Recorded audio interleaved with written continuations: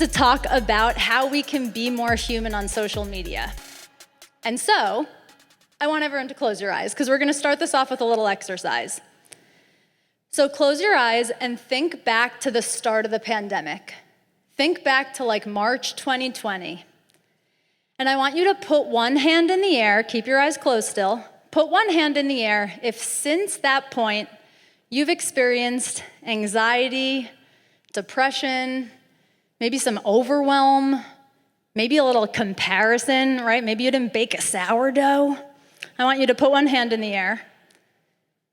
And with your eyes still closed, I want you to put your other hand in the air if at some point in experiencing one of these feelings, you felt totally alone. And now I want you all to open your eyes and take a look around the room. And I want you to take a mental screenshot, because I want everyone to know before we even get into this that you are not alone. Anxiety, depression, perfectionism, these are all part of the human experience, but these are often the things that we don't talk about. These are the things that often go unspoken, but these are the things that really connect us. And I believe that each one of us has a bright light inside of us, but it's just a matter of tapping into self-awareness and giving ourselves permission to let that come out and to bring it front and center. So to understand why I've become so passionate speaking about vulnerability, we have to go back to my childhood, because that's really where it all started for me. I grew up in a super tight-knit family where transparency and honesty was at the forefront of our communication as a family unit. And as a result of that, I grew up with no stigma around mental illness or mental health. We spoke openly, we shared our feelings. And for as long as I can remember, my parents were in couples therapy, and they spoke about that openly with my sister and I. And despite Donna Jornsay and Leon Silverberg being exceptional parents, they weren't the best couple. Their personalities just kind of clashed. And I could sense that as a kid. And so I grew up with a lot of anxiety, because I just knew that one day my parents were going to get divorced, but I didn't know when. And so when I was a senior in high school, that anxiety, throughout my childhood, it had grown, and it kind of turned into depression when I was a senior in high school, because I was really close with my parents and I felt this pressure. I felt like they were staying together and waiting until I went to college. So one day I decided to call my sister. She was in college, and I broke down. And I was like, I just feel like mom and dad aren't happy, and I want them to be happy, but I feel like they're waiting for me to go to college. They're waiting for this arbitrary date in order to do the thing that will make them happy. And so my sister came home from college that weekend, and my sister and I sat my parents down and essentially gave them permission to get separated. We said, you guys have been in couples therapy for so long, we think maybe now is the time to stop spending the time talking about how to make it work, and maybe start spending that time talking about how you can amicably not be together. And so my parents made the decision to get separated. And it was this weight off my shoulders. It was the first time that I felt like I could take a deep breath, because this thing that I knew in my gut was going to happen finally happened. And it felt so good, and it was the first aha moment in my life in recognizing that sharing connects us more than anything else. When we share openly with other people, we have the ability to truly create a connection with them. And so let's fast forward a little bit. I ended up going to the University of Buffalo and graduating from an accelerated program where I got my bachelor's and my master's in business administration. And I got super into Seth Godin at this time. And I actually first met Seth when he came to speak at the Buffalo News. I actually met him on the jet bridge, on the airplane, to go to Buffalo. And I introduced myself, and I made an impression on him, and I kind of hit it off. And after he spoke at the Buffalo News, when he stepped off stage, he put his arm around me, and he said, "So what are you going to do to get yourself fired from this place?" It was like Seth saw this bright light inside of me and was essentially asking me when I was going to give myself permission to let it out. And so I kept following Seth and reading his blog, and one day he put up this post about this weekend workshop called Ruckus Makers. And I was like, I want to go to this thing. You had to apply to get in, and so I crossed my fingers and I filled out an application, and I was selected as one of 70 people to attend this exclusive weekend workshop with Seth. And Seth said so many things that weekend that changed my perspective on business, on marketing, on creating value. And the one thing he asked our Ruckus Makers class is, would they miss you if you were gone? And that question stopped me in my tracks because I realized at the time, both personally and professionally, I felt like if I was answering honestly, the answer would be no. I felt like I was playing it safe, and it led me to my second aha moment, which was we have to go deeper. As individuals and as brands, if we want to be missed, we need to go a little bit deeper. And I started thinking, who would I miss if they stopped showing up on social media? I'd miss Lisa Ham. She's been hilarious and super honest about her pregnancy journey. I'd miss my face story because she shares openly about healing her acne. And I realized that surface level content generates surface level responses. If you want to get to the next level with your audience, you have to be willing to do that yourself. Because being unfiltered, that is what we are all here to do today, and that means pulling the curtain back a little bit. It means talking about the things that are a little bit scary maybe to talk about, but knowing that when you do that, that's how you create a connection. Right? And in December 2017, that is where this was truly solidified for me. Because I called off my wedding and ended a relationship of 6.5 years. And at the time, my fiance was a major part of my social media. He was in my pictures, he was in my stories. And I realized I had an opportunity. I could let my audience in a little bit and share with them what was going on, or I could just keep on posting about Twitter tips. And I decided to let them in. I decided to share with them that I was heartbroken, that I was feeling overwhelmed, that I was feeling anxious, making this huge change in my life. And the messages that I got from people were unbelievable. Messages thanking me for being vulnerable. People telling me that my videos helped push them to grow into a better person. This message is my favorite. This guy, we've never met before. He said, thank you for being so real, so passionate, so strong to share. I've struggled with anxiety for 25 years. And just seeing what you had to say and your bravery to share was so moving and inspiring, I literally teared up with you. And that was my third aha moment, was humanity is what drives engagement. I started getting more engagement on social media than I ever had before in my life, because I was sharing about things that people could relate to. Because I was starting to use my platform in a way to really get to know my audience and take an anti-highlight reel approach, not just post the perfect, not just post the best moments, but really talk from a real place. And I fell in love with social media more than I ever had before once I stopped making it a place that I had to show up perfectly for. And so that's what I want to talk about today. I want to talk about the power of social media, the downside to social media, why being unfiltered is critical, and how you can use my human system to do just that. Because social media is so powerful, and it does so much for us. It helps us to understand our audience, right? If we want to know who our customers are, we go and we take a look, we see what they post about, who they follow, what they engage with. Right? I love this post from Christine. She's asking her audience, what are your colors? Right? She's getting to know her audience. And this post from Candace, both of whom are speakers. You know, Candace is like, do you take personal soul retreats? Where do you go?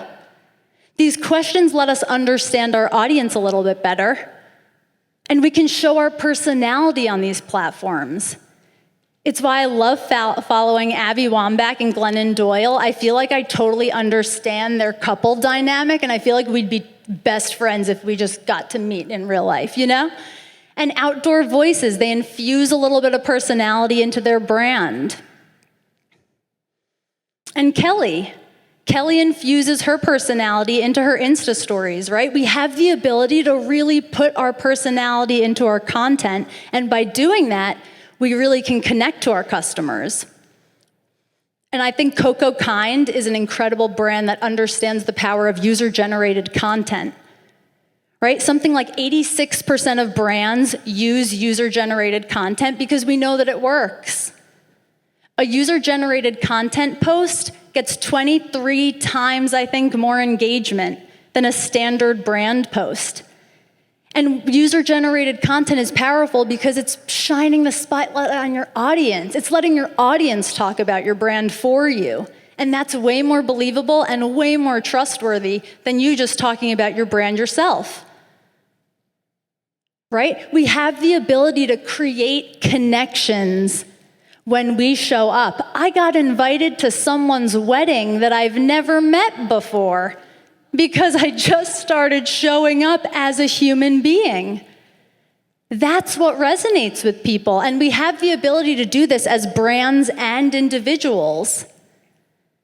And social is a great place to collaborate with partners. I love the example of Rachel Goodeats. She's like one of my favorite Instagrammers. She's a fitness and a food blogger who's famous for this thing that she makes called the cookie skillet. And she's located in Seattle. So for Ice Cream Sandwich Day, Rachel collaborated with a local ice cream shop. And so they made this ice cream sandwich. And when they opened on Ice Cream Sandwich Day, they had hundreds of people wrapped around blocks to get this ice cream sandwich. Because Rachel's audience showed up for her. They were like, we like you, we trust you, we're showing up for this product. And lastly, social lets us grow brand awareness. And Siete is a really good example of a brand that understands the power of social media and influencer marketing. Because Siete sends boxes of their products to food influencers all across the country, and it's how I found out about them. I saw this food blogger that I love be like, these are the best tortilla chips. And I was like, well, if she says they're the best, I trust her, so I'm gonna go out and buy them. And they are the best tortilla chips. But I wouldn't have found out about this brand had they not taken the time to connect and build relationships with people who they knew had audiences that trusted them. Because being unfiltered means taking that extra time to be human as a brand. Because the thing is there is a downside to social media, and the reality is that people are showing off their best. You go on Instagram and you see people are showing off their best selfies, their best photos from vacation, right? And it creates a lot of comparison. People feel like they're not wealthy enough, they're not successful enough. At the core, sometimes social media makes people feel like they are not enough. And if there's one thing I want everyone here to know, it's that you are enough. And if you are gonna do what I recommend that you do, you gotta know you're gonna get some trolls, right? If you're gonna be brave on social media, you might see some trolls. They hide behind their computer screens and send off awful things. But we need to understand that we need to not care about trolls, and we need to not care about vanity metrics, because those aren't the things that matter. And even Instagram understands that. Instagram knows that the vanity metrics aren't helping anyone. Social media has a negative impact on our mental health, and you will find article after article that shows you that. It's creating comparison, it's creating FOMO. So we have to tap into the upside. We have to find a way to empower ourselves, because the reality is you're the driver. We each get to decide what we're gonna post on social media, how much we're gonna share, what platforms we're gonna be on. You're in control. So it's about empowering ourselves, right? I decided that I wanted to make a video sharing insights that I had after a panic attack last summer. I decided that I wanted to make a video sharing that I almost got married 3 years ago today. And this content is the content that I have seen gets the most engagement and leads to the most relationships. And I'm not saying you guys now all need to make videos of your panic attacks, but it's about tapping into what makes sense for you to share. Because when you do start sharing openly, you have the opportunity, as Fanzo says, to turn handshakes into hugs. And that's literally what Brian and I did. Brian and I first connected on social media in like 2015, I think. And we were finally able to meet in person at Social Media Marketing World 2019. And then at Social Media Marketing World 2020, Brian was like, I have someone that you need to meet. I can't believe you've never met Jessica Phillips? What? You guys are both so woo-woo. You talk about the universe. You want to get all touchy-feely. How do you guys not know each other? And so Brian introduced Jessica and I, and Jessica and I hit it off immediately because we spoke the same language, because we cared about the same things. And almost a year ago, Jessica hired me to be the brand manager at Now Marketing Group. And so that's how I got here on this stage. Right? Because it's about the relationships that we build, the connections that we create. That is what opens doors, and that is what changes our lives. Because what works on social media works in real life. Quality matters more than quantity. The quality of your content, the quality of your friendships, the quality of your followers matter a lot more than the quantity. And what works is being human. Being human is the only way to cut through the clutter anymore. And so I want to share how we do that. I want to talk about how we can start showing up as humans. And it all starts with having a plan. We have to have a plan in place if we want to get to where we're looking to go. We need to understand, what are we doing on social media? Why are we here? What are we using these platforms for? So we need to understand, who's our target audience, right? Who do we want to connect to? Who's our ideal customer? What's our tone of voice going to be? How are we going to come across so that people can really resonate with us? We need to think about that. We need to think about our calls to action, right? What are we going to ask people to do as a result of engaging or viewing our content? Right? One of the things that we do is Jessica and Mike Gingrich, we've got a weekly show called Magnet Marketers. And every single Tuesday, Jessica tells our audience on the show, just type the word recap in the chat and you'll get subscribed to our blog. By knowing what your calls to action are ahead of time, it allows you the chance to strategically infuse them into your content. And lastly, what does success look like? You have to plan ahead for how are you going to measure all of this so that you really know whether the efforts you're taking are leading to the results that you're looking for. Planning ahead sets you up for success. And we plan ahead for Magnet Marketers. We're on a little break right now, but Mark Schaefer's in the back, and he's going to be the person that kicks us off for season 2 of Magnet Marketers. Mark your calendars, Tuesday, 4 p.m. Eastern Time. We're starting on August 31st, and we already know who our guests are through the middle of October. Planning ahead lets us to create excitement. It lets us to promote ahead of time. It lets us to set an appointment with our audience so they know when to tune in. You know, if you guys see Troy on stage, if you guys see Bella, Christine, and you're like, oh my God, they were amazing. Oh, they're going to be on Magnet Marketers. I better mark my calendar. Planning ahead is what sets you up for success. And then it's about understanding your special sauce, right? It's about understanding what makes you you, what sets you apart, what's your thing, so that you can bring that to the table, right? I know that my thing is my energy. I know that that's why people come back and watch my videos or watch my dance parties on Insta stories. It's my energy that I bring to the table, and that's why people come back. Our special sauce at Now is our team. I call us the Avengers because our team at Now Marketing Group is a bunch of superheroes. And that's what makes us special. That's what makes us different, is the people on our team. We all really care and we all believe in the same thing. Because Jessica will tell you, it's not about your tool. It's about your technique. She said it earlier. It's so much less about the what and so much more about the why you do. That is what people are going to connect with. So then we need to make a commitment to show up. And that means showing up as yourself, right? Nobody wants you to be the next Gary Vee. We want you to be you. You have to show up as yourself. And you have to engage. Judy Fox was on Magnet Marketers the other week, and she said, if you want to get 20 comments on your Instagram post, you know what you should do? You should go leave 20 comments. Because if you want to grow in engagement, you need to be on these platforms. You need to take the time and make the effort to build the community.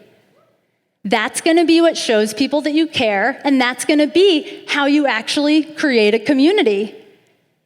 Because consistency plus value is what leads to community. You have to show up on a consistent basis and be providing value, and that's going to be how your audience is built. I show up on live video every Wednesday. I've been doing it for more than 5 years. I do it now on Instagram. I started out on Periscope, and I love this little chat from Chris Strub, who says, consistency over everything. We adore you because you're Miss Wednesday. By showing up every single Wednesday, my audience knows, okay, that's what we can expect from her. That consistency creates an audience. The consistency of our Magnet Marketer show. Jessica and Mike go live at 4 p.m. every Tuesday. And it is the consistency of that show that has allowed us to grow our audience, allowed us to grow our guest list, and have people that are saying, hey, can I be a guest? And we're like, we've got a waiting list. You absolutely can, but we've got a waiting list now. Because the consistency, showing up week after week, is how you create a community. So then we have to ask questions. We got to make our audience a part of it. Because that's so important, right? When you make your audience a part of it, you drive engagement and you show them that you care. So I'll use the features and the functionality on Instagram, right? Most of my audience, at least the people that engage, are women. So I was like, hey, do you guys wear makeup every day? And one of the things I've recently started doing is I will make an Insta story the morning of my weekly live video, which I always do them on Wednesdays, and I will ask my audience, I'm deciding between 2 topics. Which topic should I go live about today? And I let them vote, and I go live on that topic. I have seen my engagement grow a lot on my videos once I started asking my audience, which topic should I talk about, right? I made them a part of it, which showed them that I care. And this post from Mate the Label, to shave or not to shave is the question. There are so many ways that you can kind of infuse questions into your content. It doesn't have to be straight up questions, right? Like this brand post from Mate the Label. It's kind of a question, but it's not a full question. If you get creative, there are so many ways that you can really involve your audience into what you're doing, and it's going to engage them, and it's going to show them that you care. Right? This post from Troy. Troy's asking, do you see me as someone you'd trust to do business with? What do you know me best for? Troy's inviting his audience in to start a conversation. And then we need to make sure that we never stop learning. First, we need to never stop learning about social media, about this industry, because it is constantly changing, and there are new tools and technologies that are introduced every day. Instagram is constantly rolling out new stickers and features and functionality, so we need to stay on the pulse and be nimble so that we can adapt. We need to never stop learning about why people are tuning into us. What is it that we're providing that people are actually tuning into? You want to make sure that you're really listening to your audience, right? We know that the reason why people want to work with us at Now is because of our focus on relationship marketing. It's because we care. And we know that our clients want to be able to see all the projects being worked on, and so it's why we use tools like ClickUp. It's why we're building a client portal, because we are never stopping to learn, what do our clients care most about? What do they value? So that we can make sure that we're providing that. And we need to make sure we're never stopping listening, right? Jeremy posted this tweet. I was listening when I spoke at Agorapulse's last summit. I was listening to my audience. What was it that you guys really appreciated? Because then you can make sure that you're crafting your content to be reflective of what your audience likes. It makes your audience feel cared about. And lastly, it's about shining a light. Because our brains are literally hardwired to focus on negativity. It's literally in our wiring, so we have to make it a practice to focus on the positive and to shine a light. First, shining a light on your team, because as Jessica said, it starts from the inside out. One of the first things that I did when I joined as brand manager at Now Marketing Group is I stopped posting graphics for our team's birthdays and anniversaries. We make videos now.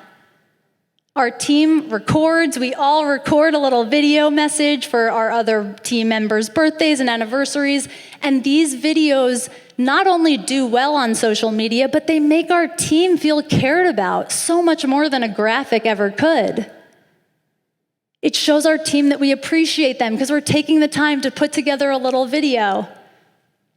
It's shining a light on them because we can't do what we do if we don't have this team of Avengers.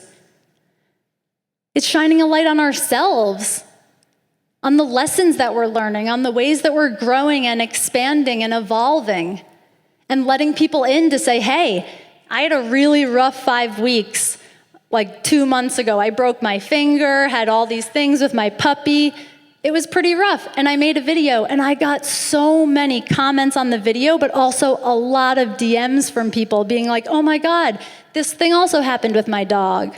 Right? By sharing and pulling that curtain back, we actually can connect with people. And shining a light on the connections that you make with others, because that is how we really build those relationships.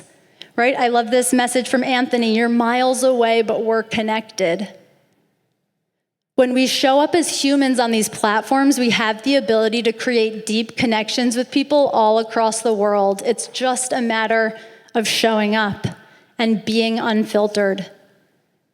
Because being unfiltered doesn't mean sharing every little nitty-gritty detail of your day, but it means showing up as a human, and by doing so, you give other people permission to do the same. Because people are going to tune into you because you're authentic and real. It's why I love following Sophie Jaffe. She de-glamorizes the fitness influencer world. She had a yoga class go totally wrong, and she posted to stories and shared about all the difficulties that she had, shared about all these people who were sending her awful messages because of a problem that happened. That authenticity is appreciated. People are going to tune into you because you're consistent and familiar, right? It's why I sing Rachel Goodye's praises. I know every single week she's going to post a new workout and a new recipe to her feed. And that consistency and that value is appreciated. And it's what has allowed her to grow her audience so quickly. People tune in because you're doing something brave or different.